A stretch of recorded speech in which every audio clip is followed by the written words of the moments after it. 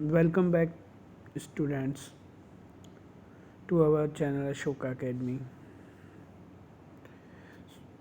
पिछली दो क्लासेस में हमने डिस्कस किया था मैनेजमेंट क्या है, ऑब्जेक्टिव्स ऑफ मैनेजमेंट क्या है, इम्पोर्टेंस ऑफ मैनेजमेंट क्या है, मैनेजमेंट का नेचर क्या है, मैनेजमेंट एज अ आर्ट। पिछली दो क्लासेस में ये हमने डिस्कशन किया। आई होप आपको वो पिछली दो क्लासेस आप लोगों ने देखी होंगी और आपको पसंद आई होंगी। गाइस प्लीज़ आप लोग अपने दोस्तों के साथ शेयर ज़रूर कीजिएगा, अपने वैल्यूएबल कमेंट्स हमें पास आप लिखिएगा ताकि हमें पता चले कि आप लोगों को कोई सजेशंस आप क्या पास कर रहे हैं या क्या चीज़ें हैं जो हम अभी भी इम्प्रूव करें। चैप्टर को आगे बढ़ाते हुए आज हम डिस्कशन करने जा रहे हैं कि मैनेजमेंट एज अ साइंस क्यों कहा गया, कि जो मैनेजमेंट है उसके अंदर साइंस के कौन से फीचर्स हैं जिसकी वजह से उसको साइंस भी कई बार कहा गया। तो चलिए स्टार्ट करते हैं। Management as science. Science is a systematized body of knowledge that is based on general truths which can be tested anywhere anytime। तो इसको साइंस क्या है? साइंस एक सिस्टमेटिक बॉडी है, सिस्टमाइज्ड बॉडी है, ठीक है, यानी प्रॉपरली वी कैन से, जिसमें सारी चीज़ों को प्रॉपरली मैनेज किया जाता है सिस्टमेटिकली, और जो कि बेस्ड है on general truths. General truths मतलब कुछ बिलीव्स पे बेस्ड है, कुछ एक्सपेरिमेंट्स बेस्ड हैं जो कि टेस्टेड हैं एनीवेयर एनी टाइम। यानी साइंस तब माना जाएगा जब चीज़ों को एक्सपेरिमेंटली ये प्रूवन किया जाएगा कि उन चीज़ों को हम किसी भी हालात में इस्तेमाल कर सकते हैं। वो एक एक्सपीरियंस, बहुत सारे एक्सपेरिमेंटल चीज़ों के बाद उसको प्रूव किया जाता है। पहले बेसिकली हम जानते हैं कि साइंस के क्या क्या फ़ीचर्स होंगे और वो फीचर्स हमारे मैनेजमेंट के साथ कितने मैच कर रहे हैं। साइंस के कुछ फीचर्स हैं जैसे कि सिस्टमेटाइज्ड बॉडी ऑफ नॉलेज, यानी systematic body of knowledge. Science की एक सिस्टमैटिक बॉडी ऑफ नॉलेज है, मतलब अगर हम साइंस को डील करते हैं तो हमें एक सिस्टमैटिक, एक प्रॉपर नॉलेज चाहिए और जो कि बेस्ड है certain class of experiments and principles. तो बेसिकली अगर हम बात करें कि ये जो नॉलेज हमें मिलती है वो ऐसे ही नहीं मिल जाती है। उस नॉलेज के लिए हमें बहुत सारे एक्सपेरिमेंट्स करने होते हैं, बहुत सारे प्रिंसिपल्स को हमें क्या करना होता है, फॉलो करना होता है। तो science is based on principles and experiments due to which it is known as systematic body of knowledge। तो साइंस क्या है? बेसिकली एक सिस्टमेटिक बॉडी ऑफ नॉलेज है जो कि बहुत सारे प्रिंसिपल्स और एक्सपेरिमेंट्स पे डिपेंड है या बेस्ड है।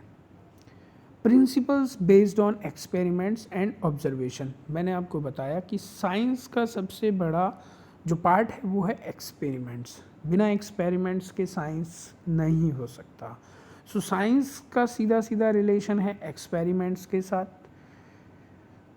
सो scientific principles are developed through experiments and observation. जिस तरह से साइंटिफिक प्रिंसिपल, जो हमारे विज्ञान के सिद्धांत हैं, जो हमारे प्रिंसिपल्स हैं like action reaction, gravitational law, या जो भी हमारे कुछ स्पेसिफिक साइंस के लॉज हैं, वो सब एक्सपेरिमेंट बेस्ड हैं, उनके लिए बहुत रिसर्च किया गया है। वैसे ही मैनेजमेंट के प्रिंसिपल्स भी एक्सपेरिमेंटल बेस्ड हैं, जिनको अलग अलग ऑर्गेनाइजेशंस पे अप्लाई किया गया है, अलग अलग नेचर ऑफ बिजनेस पे अप्लाई किया जाता है, अलग अलग कंडीशंस में, अलग अलग कंट्रीज़ में अप्लाई किया जाता है। यूनिवर्सल वैलिडिटी, हमने मैनेजमेंट का ये पॉइंट पढ़ा था कि principles of management are pervasive, यानी जो वहाँ उसका मतलब क्या था, परवेसिव, मतलब हर टाइप की ऑर्गेनाइजेशन, चाहे वो कोई छोटी ऑर्गेनाइजेशन हो चाहे बड़ी ऑर्गेनाइजेशन हो, हर ऑर्गेनाइजेशंस को प्रिंसिपल्स ऑफ मैनेजमेंट फॉलो करना होता है। यानी कि उनकी जो वैलिडिटी है, जो वैधता है, उनको जो हम फॉलो करते हैं वो हर जगह फॉलो होंगे, चाहे वो कोई भी ऑर्गेनाइजेशन हो, सभी ऑर्गेनाइजेशंस में इसको फॉलो किया जाएगा। ठीक है।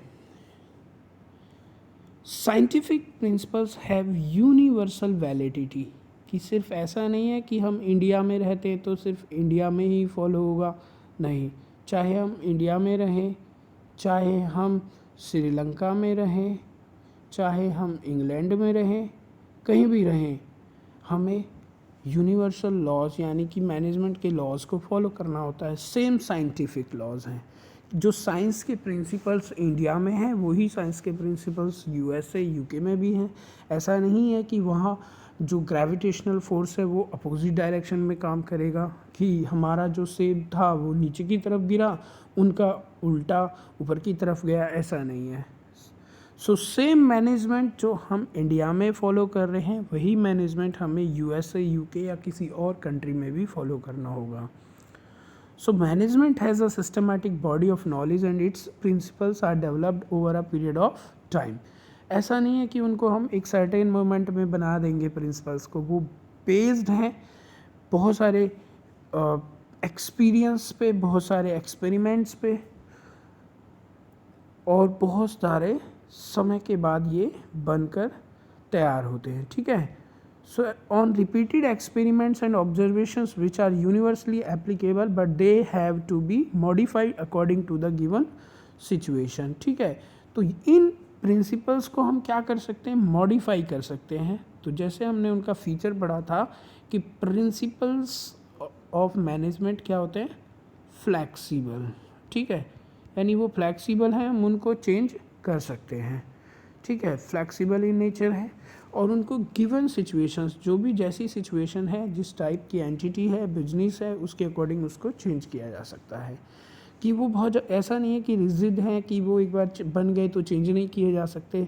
No, principles of management are flexible as the principle of management are not exact as the principle of pure science. But अगर हम बात करें कि जो मैनेजमेंट के प्रिंसिपल्स हैं वो प्योर साइंस नहीं है।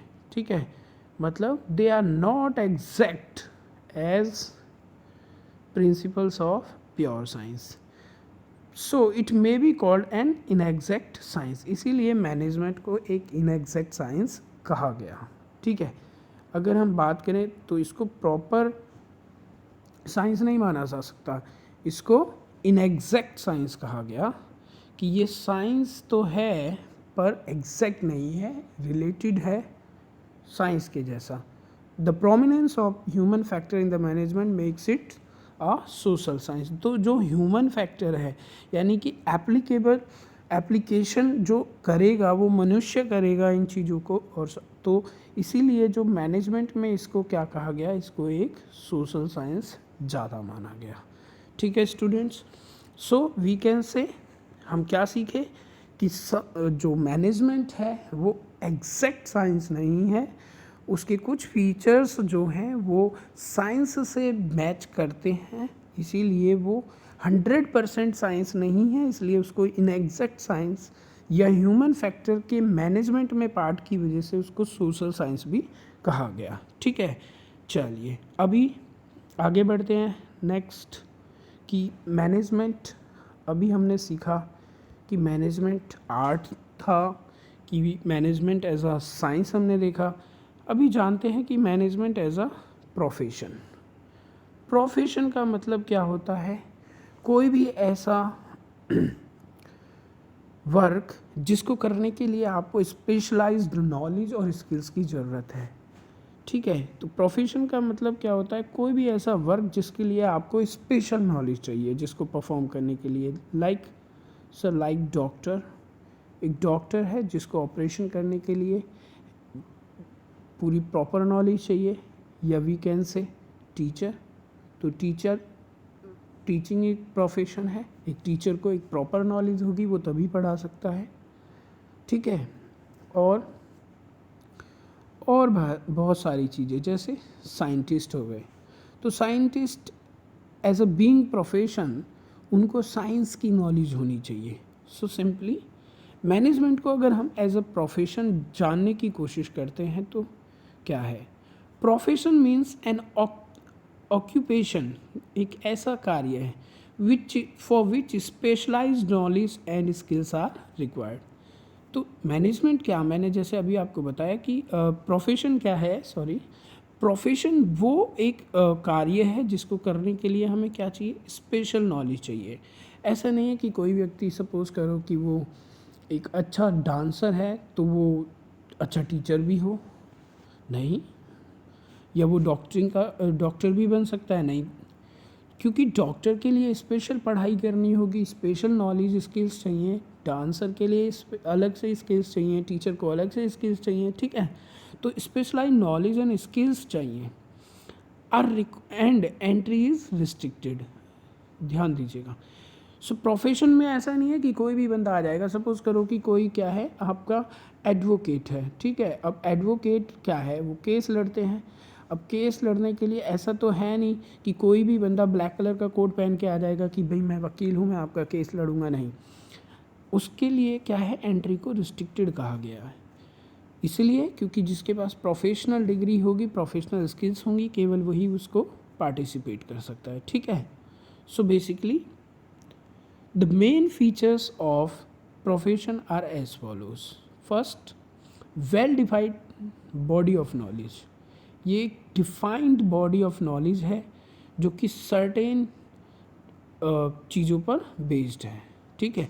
रिस्ट्रिक्टेड एंट्री, हमने अभी सीखा कि यहाँ जो एंट्री होगी वो रिस्ट्रिक्टेड होगी। जो लोग डिग्री होल्डर होंगे वही ये काम कर सकते हैं। सपोज़ करो कि किसी व्यक्ति को क्या करना है, किसी कंपनी की ऑडिट करनी है, ठीक है। तो ऑडिट करने के लिए क्या होना चाहिए, आपका सीए होना कंपलसरी है, यानी कि अगर आप सीए हैं तो आप ऑडिट कर सकते हैं, ठीक है। वैसे ही कोई अगर आपको इन्वेस्टिगेशन करनी है, तो क्राइम इन्वेस्टिगेशन करनी है, तो आपका पुलिस ऑफिसर होना ज़रूरी है, ठीक है, समझे। तो आपको क्या चाहिए, एक मिनिमम क्वालिफिकेशन और रिस्ट्रिक्टेड एंट्री भी यहाँ प्रोफेशन में लागू होती है, ठीक है। उसके बाद प्रोफेशनल एसोसिएशंस, ये जो प्रोफेशनल डिग्रियां आपको प्रोवाइड की जाती हैं, ये एक प्रोफेशनल एसोसिएशंस और संगठन के द्वारा प्रोवाइड की जाती हैं। जैसे सीए की जो डिग्री होती है वो आईसीएआई से मिलती है, ठीक है।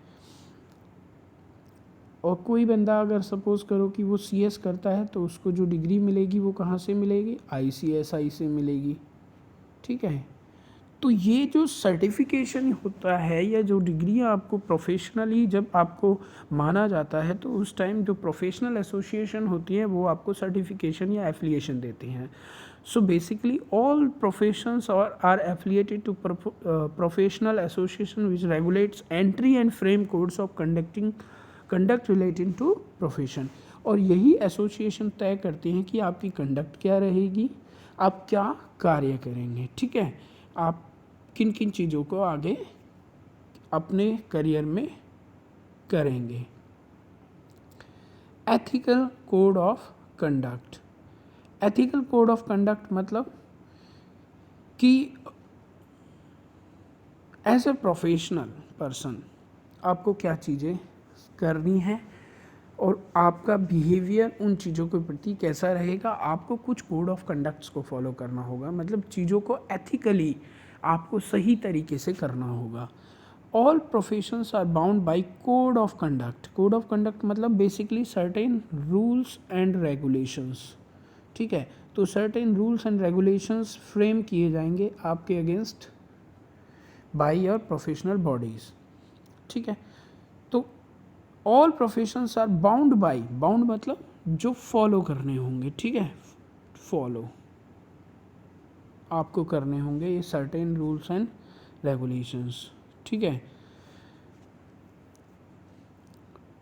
Which guides the behaviour of its members, जो उसके मेंबर्स के बिहेवियर को, मतलब जो वो काम करेंगे उसको वो क्या करेंगे, गाइड करेंगे, ठीक है। चलिए, अब प्रोफेशन में सबसे ज़्यादा क्या होता है, सर्विस मोटिव।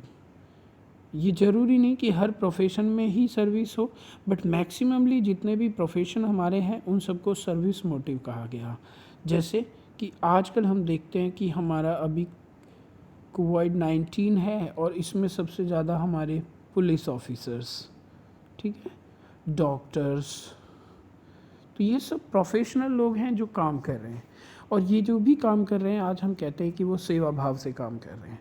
तो the main aim of profession is to serve its clients. जो लोग उनके क्लाइंट हैं या जो लोग जिन लोगों को सर्विस देने के लिए उनका डिग्रियां बनाई गई हैं, वो उनको क्या करते हैं, सेवाएं देते हैं, अपनी सर्विसेज देते हैं।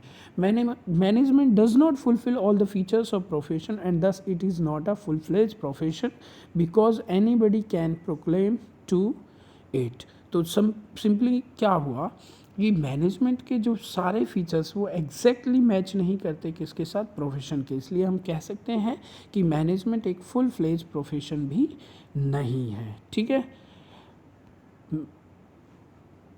अब हम बात करते हैं लेवल्स ऑफ मैनेजमेंट की। आई होप स्टूडेंट्स आपको तीनों समझ में आए होंगे। अभी हम बात करते हैं लेवल्स ऑफ मैनेजमेंट कि किसी भी ऑर्गेनाइजेशन में लेवल ऑफ मैनेजमेंट कितने होते हैं। सो लेवल्स ऑफ मैनेजमेंट मतलब कि एक ऑर्गेनाइजेशन के अंदर हिरार्की सिस्टम कितना है कि उसके टॉप, मिडिल और लोअर 3 लेवल पे कितने लोग हैं। तो level of management means different categories of managers the lowest to the highest on the basis of their relative responsibilities, authority and status.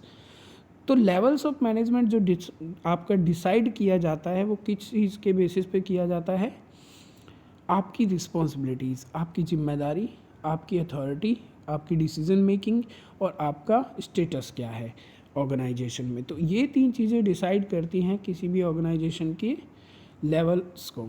ठीक है, कि उसके अंदर कितने लेवल के, हमें कितने लेवल्स को जानना है। ठीक है, तो अगर हम बात करें कि एक ऑर्गेनाइजेशन में कितने लेवल होंगे तो एक ऑर्गेनाइजेशन में 3 लेवल होते हैं। पहला टॉप लेवल। जो टॉप लेवल होता है वो उसका वर्क क्या होता है, फ्रेमिंग प्लान्स एंड पॉलिसीज़।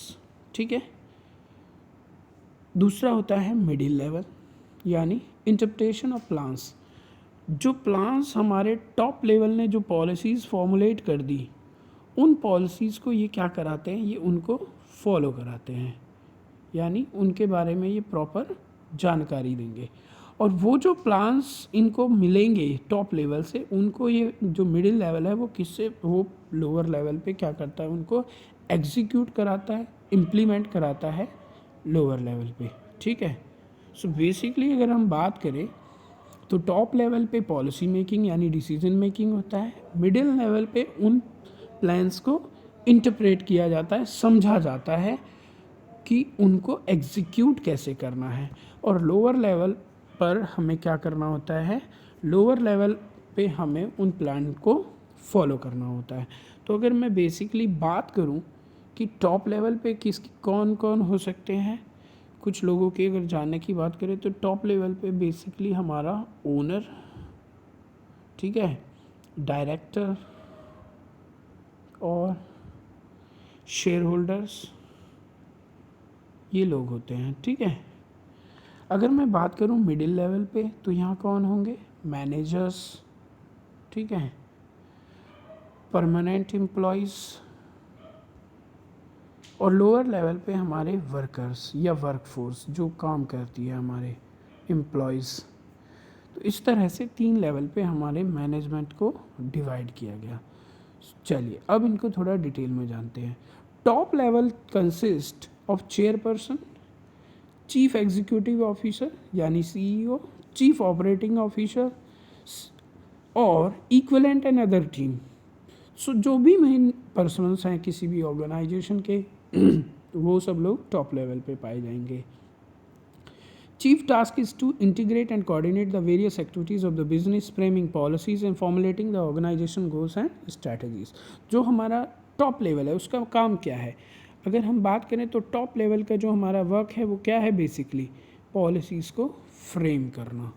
क्या करना, फ्रेमिंग पॉलिसीज़, रूल्स बनाना, नियम बनाना, कायदे कानून सेट करना, फॉर्मुलेटिंग ऑर्गेनाइजेशन गोल्स, हमारा लक्ष्य क्या है ये निर्धारित करना, यानी कि जितने भी नियम होंगे वो हमारा कौन बनाएगा, टॉप लेवल बनाएगा। हमारी ऑर्गेनाइजेशन क्या लक्ष्य क्या है, हमें क्या अचीव करना है, ये भी कौन तय करता है, टॉप लेवल। और स्ट्रेटजीज़ यानी हमारी रणनीति क्या होगी, हम क्या नीति अपनाएंगे, ये भी टॉप लेवल तय करता है। ठीक है, अब बात करते हैं मिडिल लेवल की।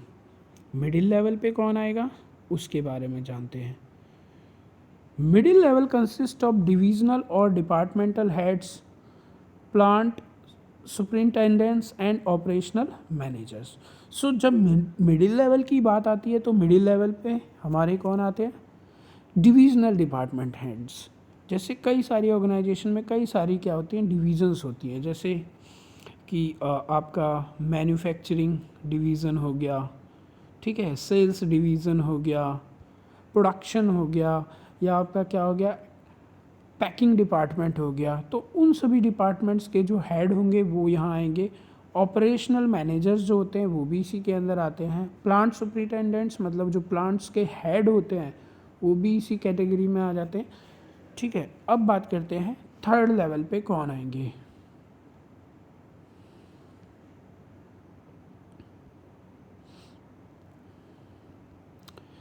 उससे पहले जानते हैं कि सेकंड जो हमारा था मिडिल लेवल, उस पे जो हमारे वर्कर्स हैं या जो भी पर्सन्स हैं उनकी टास्क क्या होंगी। जैसे हमने जाना कि टॉप लेवल की टास्क क्या थी, आप लोग बेहतर तरीके से अब याद होंगी, पॉलिसी फॉर्मुलेशन, स्ट्रैटेजीज फॉर्मुलेशन और गोल फॉर्मुलेशन, तो वो उनका काम था। अब बात करते हैं कि सेकंड यानी मिडिल लेवल का क्या टास्क होगा, तो उनका काम क्या है।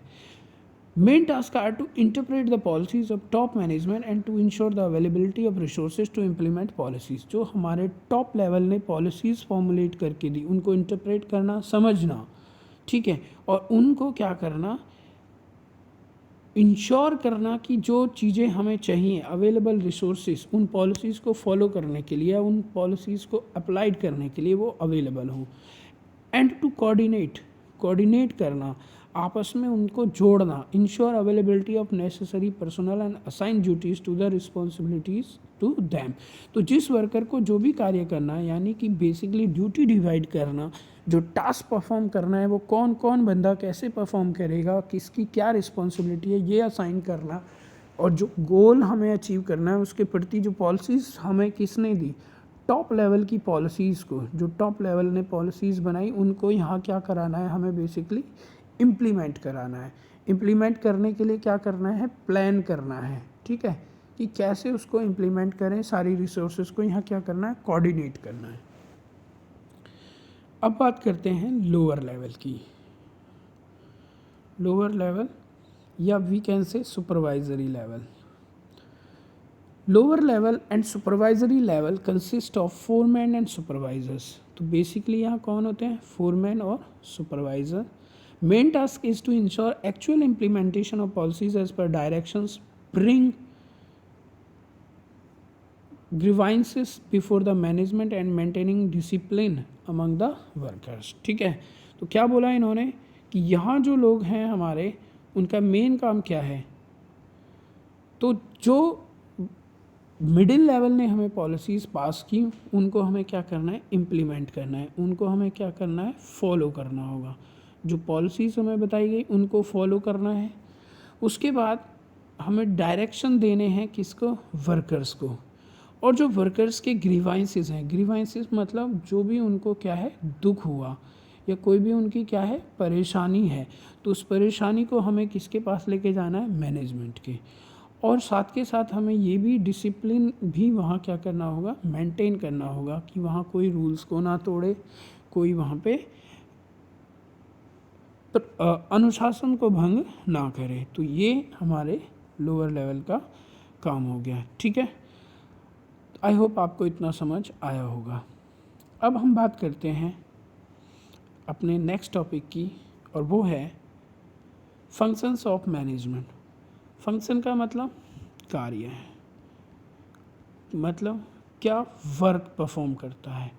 अगर हमने मैनेजमेंट किया है, चीज़ों को प्रॉपरली किया हुआ है, तो मैनेजमेंट के अंदर क्या क्या वर्क परफॉर्म करना होगा।